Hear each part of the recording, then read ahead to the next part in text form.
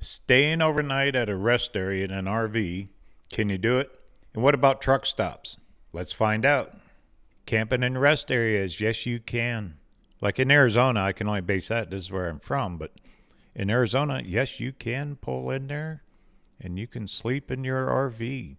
They just don't want you camping by pulling out the lawn chairs, firing up the barbecue, and, spending a day or three.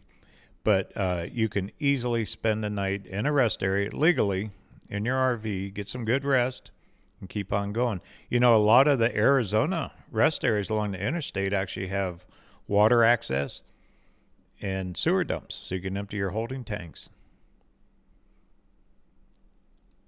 Truck stops. Most truck stops I know, that they're also called travel plazas.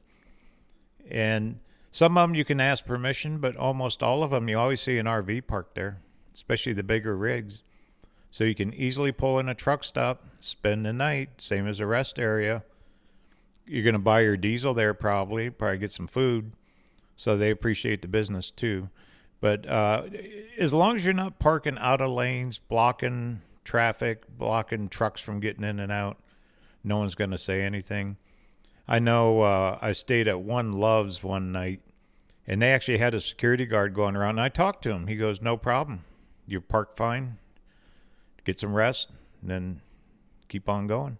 So it was no problem at that Love's, and probably most of these truck plazas same way. So definitely the question, can you stay at rest areas and truck stops? Yes. Over the years, I've stayed at many, many rest stops. They're kind of noisy. You got big trucks in there rattling and car doors slamming, but it's legal and safe. So if you're tired on the road, use the rest areas. Okay, moving on.